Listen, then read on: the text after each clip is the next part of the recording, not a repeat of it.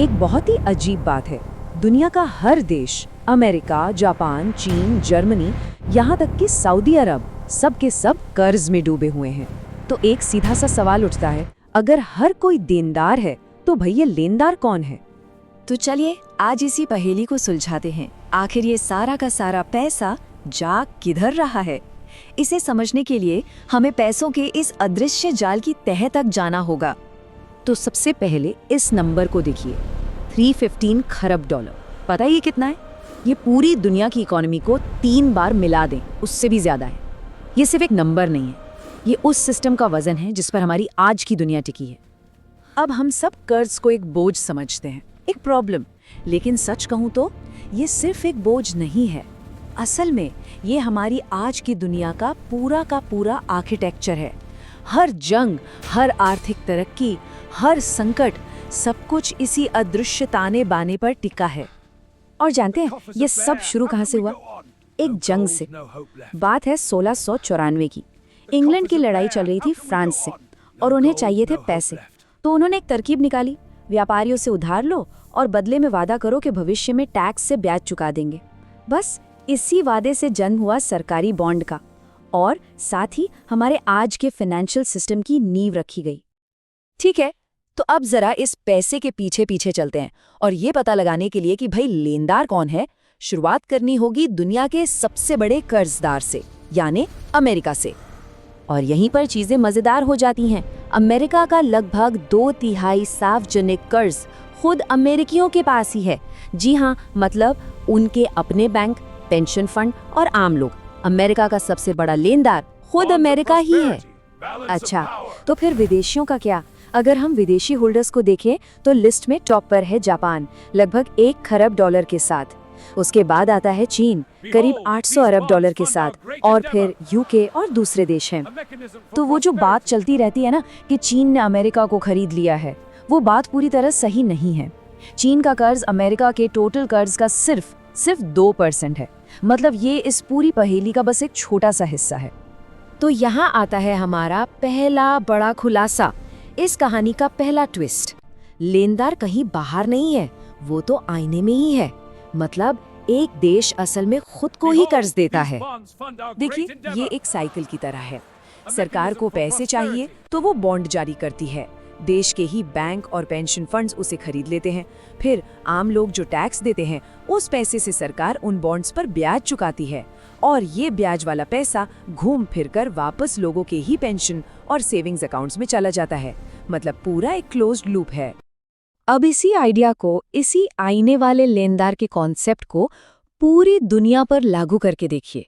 बात सिर्फ अमेरिका की नहीं है, पूरी की पूरी दुनिया ही खुद की कर्जदार है। इसे ऐसे समझिए जैसे ये हॉट पोटैटो का एक ग्लोबल गेम हो। बस फर्क इतना है कि यहाँ आलू की जगह वादे हैं, प्रॉमिसेस।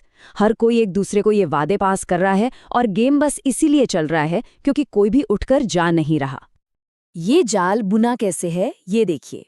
जापान अमेरिका को उधार देता है, अमेरिका IMF के जरिए यूरोप को, फिर यूरोप वर्ल्ड बैंक के जरिए डेवलपिंग देशों को, और मजे की बात, वही डेवलपिंग देश वापस पश्चिमी देशों के बॉन्ड खरीदकर उन्हें उधार दे देते हैं।